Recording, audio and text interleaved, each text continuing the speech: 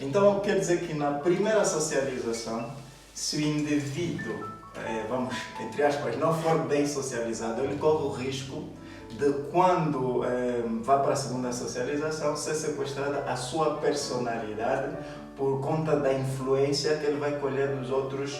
Exatamente. É por causa disso que dissemos assim, se a casa não construir, a rua vai construir.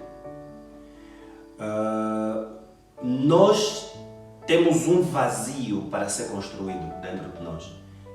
É uma personalidade que precisa ser construída. Nós temos de ter uma forma de ser e uma forma de estar. E essa forma de ser e de estar depende das recolhas que fizemos. As nossas recolhas são feitas através dos órgãos de sentido. Do que vemos, do que ouvimos, do que sentimos a nível de paladar, do que sentimos também a nível de cheiro e do que sentimos ou tocamos. Então, essas são as recolhas. Se nós em casa não recolhemos o adequado para fazer a nossa personalidade vai ter um vazio e ela vai ter que ser construída em algum lugar, na rua, por exemplo. Nós temos que ter comportamento, nós temos que ter práticas, nós temos que ter atitudes. E essas atitudes, elas brotam da nossa personalidade. E a nossa personalidade é uma construção que é feita pelas recolhas que nós fazemos usando os nossos órgãos de sentido. Há o conjunto de coisas que acontecem à nossa volta, o conjunto de coisas que nos fazem fazer no dia a dia, o conjunto de coisas que ouvimos regularmente vão construindo a nossa personalidade, porque é exatamente isso que depois vai construir o nosso ser e o nosso estar. Então, se em casa não for feito, a rua vai fazer. É bom que em casa seja feito, para que na rua, quando nós formos, nós temos uma base e nós vamos agregar agora essa questão da diversidade ou a aceitação dos outros, da diferença. Vamos agregar. No entanto, nós estamos construídos, no entanto, nós temos uma base sólida e agora vamos acrescentar um bocadinho mais. Bom, lá vai acontecer a questão da instrução, enquanto a educação é feita aqui, lá vamos na instrução, mas também continuamos a socialização, é a secundária, temos relacionamento com pessoas que não são da nossa família, são diferentes, pensam diferentes, têm características físicas diferentes, características psicológicas diferentes, e então nós vamos agregar essa questão de que existe a diferença. E vai continuando essa questão da construção. E depois chega um momento que nós só vamos agora lograr das construções que foram feitas em nós. Ok, interessante. Então quer dizer que as famílias, por si só, né? A família tem a responsabilidade de construir a personalidade. Família, digo pai, mãe e o nosso núcleo familiar basilar, tem a responsabilidade de formatar a criança. Podemos falar numa linguagem muito simples, formatar a criança. E se essa família, esse pai e essa mãe estiver mal formatada, ou se ao menos não conhece o propósito da nossa existência, ela pode formatar mal a criança. Pode formatar mal a criança ou ele pode se abster da função de formatação. Já você ouviu de que moram na mesma casa, mas quase não estão juntos. Moram na mesma casa, mas quase não estão juntos. Os papéis estão completamente mal interpretados. O pai pensando que a razão de existência dele é pôr comida em casa, pagar a escola e pagar a DSTV ou a televisão. O que é dele é só provedor, né? Ele só joga o papel do provedor. Sim, ele pode se abster do papel da formatação voluntária de um bom cidadão que vai fazer diferença na sociedade, fazendo da maneira como ele entendeu que a vida é. Então, é importante que os pais também aprendam a ser pais.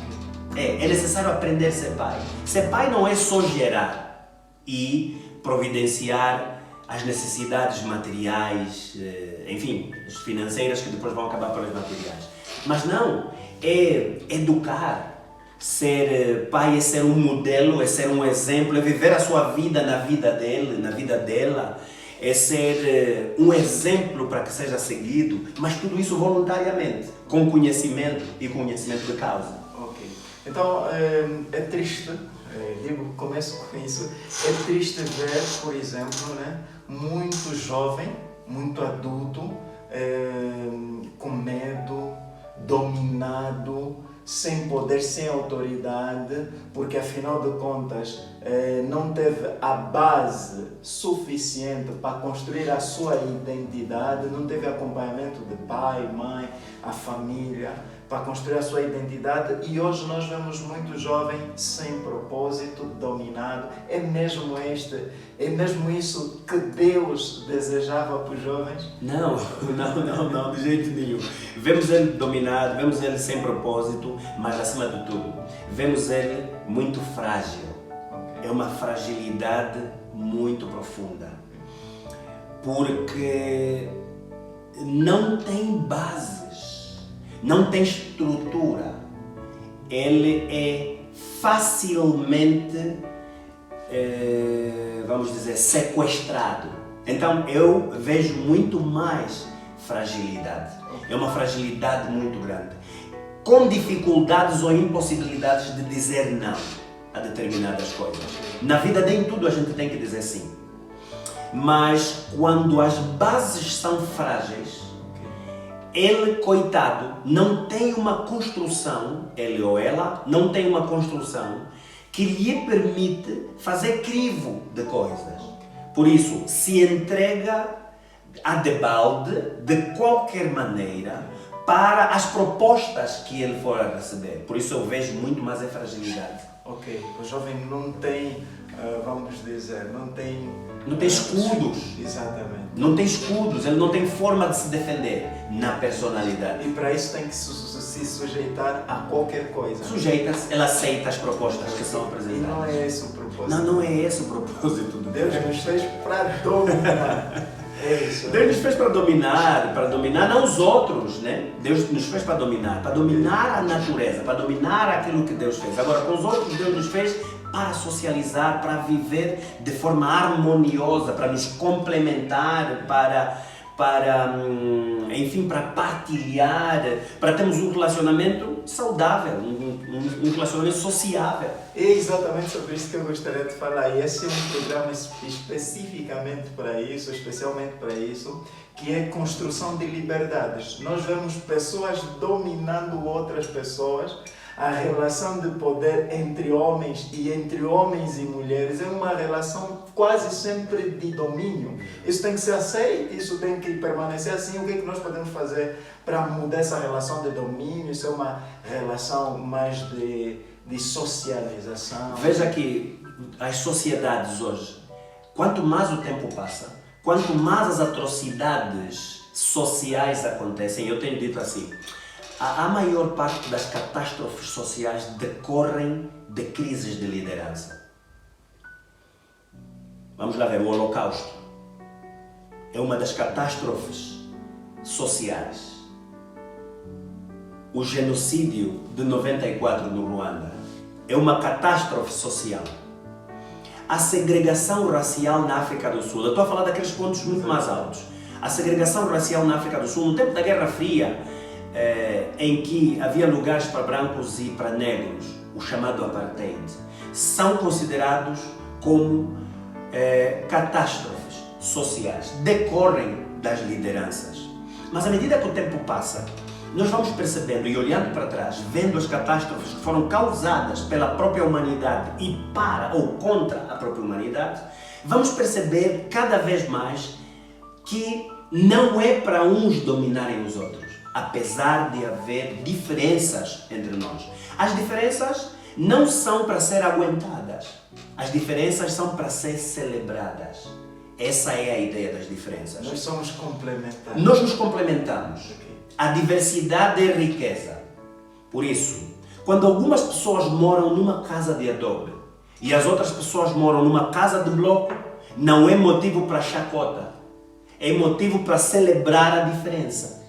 Mas quanto mais o tempo passa, nós vamos percebendo que não é para nos dominarmos entre nós.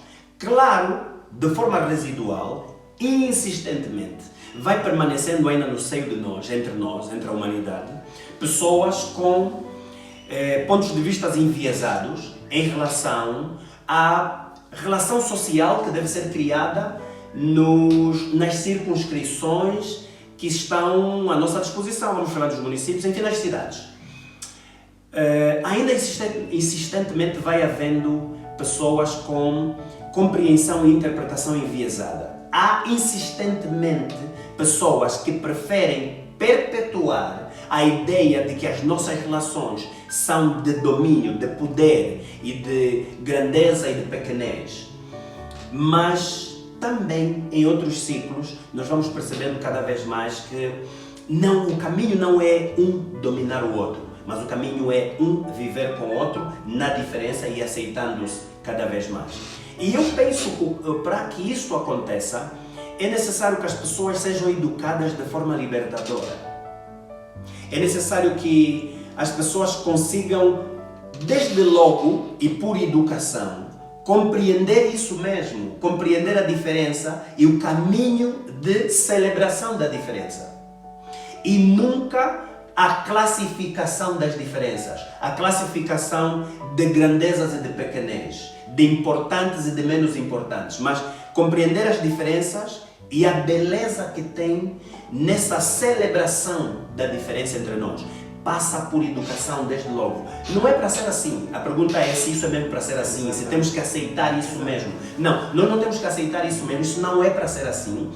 Isso é para ser contrariado pelas estruturas educativas. Primeira, família. Segunda, escola. E terceiro, local de serviço. O local de serviço, para todos os efeitos, acaba sendo ainda uma estrutura educativa. Não é para ser assim, é para ser contrariado pela matriz de educação que nós damos.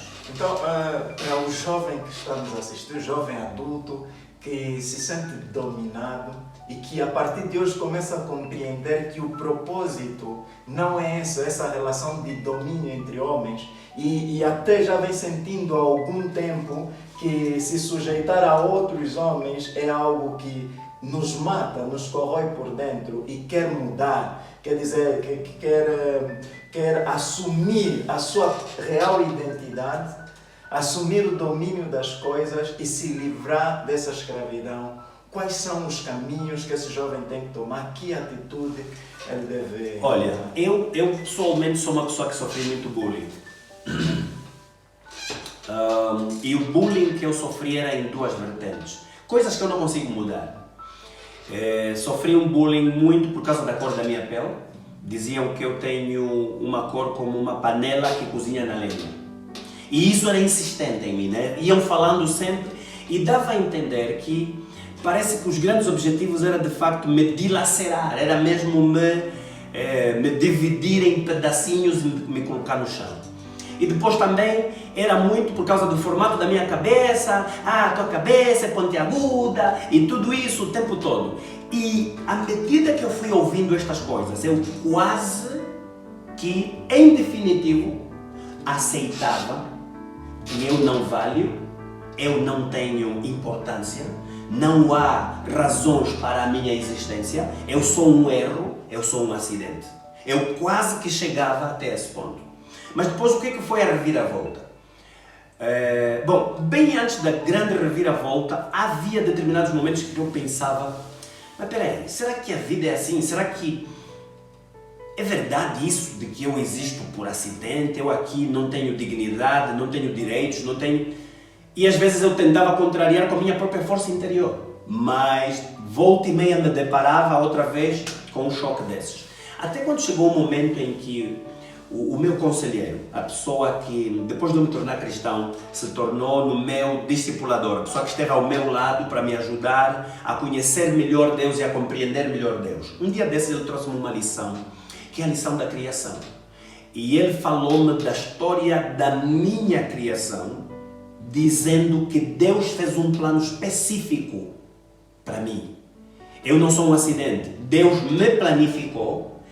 Eu fui feito com propósito e propósito do Criador de todas as coisas e de todas as pessoas. Eu naquele dia compreendi que não faz sentido dar importância aos discursos de pessoas que foram criados por Deus, que também me criou e me criou com propósito. Então, foi uma espécie de virar de página, quando deu esse clique na minha mente para perceber que há coisas importantes para dar crédito e há coisas para não dar crédito. Então, eu compreendi que a quem eu devo dar crédito é a Deus. E Ele, Deus, me criou com um propósito, com um plano. Ele tem prazer em mim. E aqueles que também foram criados por Deus, que são homens iguais a mim, eles não têm poder e autoridade sobre mim. Por isso eles não têm o direito de determinar sobre a minha vida. E eu penso que esse jovem que está me a ouvir, ele tem que segurar essa mensagem. Quando você está em relação de forças, perceba que você não nasceu condenado para você ser o inferior. Por acaso a Bíblia tem uma parte onde diz assim: nós não nascemos para ser cauda, mas para ser cabeça. Mas atenção, eu tenho alguma cautela em relação a esse aspecto. Nós nascemos para dominar a natureza e para ter uma relação saudável com os outros, baseada no respeito e na dignidade humana. Aquela dignidade que Deus deu a quando da criação. Só para percebermos, antes de nos criar, Deus criou as condições de logística para que nós pudéssemos viver. Isso sozinho demonstra a dignidade humana que Deus deu a nós. Por isso, Deus está à espera que nós tenhamos também esta mesma atitude. Aliás, Ele nos criou a sua própria imagem e a sua semelhança. Ele está à espera que nós tenhamos esse tipo de atitude também. É daí que, perceba, aquele que me criou e te criou, Ele te fez e me fez com um plano. E Ele é que conta. Ele tem prazer em nós e Ele tem consideração em nós. Aqueles a quem Ele também fez, paralelamente a nós, não têm poder para determinar sobre a nossa vida. Por isso, sabendo isso, você vai agir numa outra direção. Eu lembro de uma palavra de Deus que diz: seja todo homem mentiroso e Deus verdadeiro. Isso, se quisermos mudar as nossas crenças, eu acho que o ideal é que todas as palavras dos homens nós tenhamos como de segundo plano. A palavra que devemos carregar conosco é a palavra de Deus. Sejam as palavras dos homens boas ou más, elas são sempre de segundo plano. O que Deus disser é aquilo que é.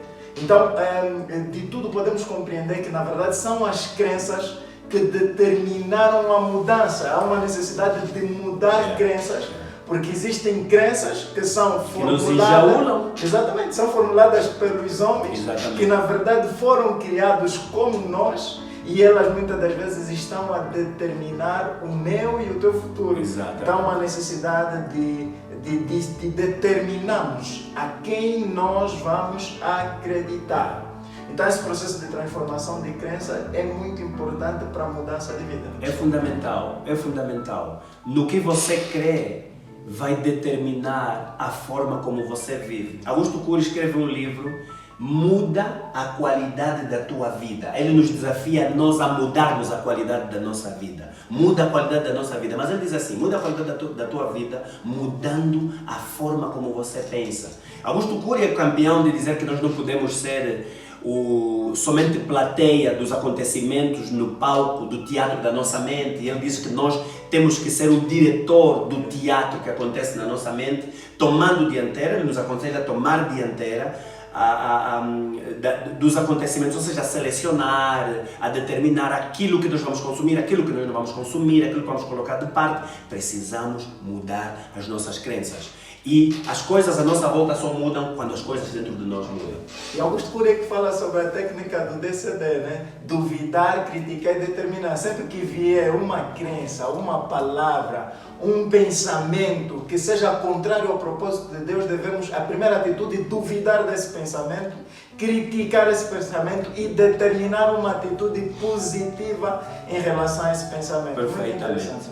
Muito interessante. Muito especial. Não esqueça de se inscrever no nosso canal, dá o seu like, ativa o sino para você passar a receber todas as notificações. Quando tiver um vídeo novo, preparadinho, quentinho para você, você vai receber na sua caixa de mensagem uma notificação. Não esqueça, vai lá, corra. Si tú conmigo vas, si tú conmigo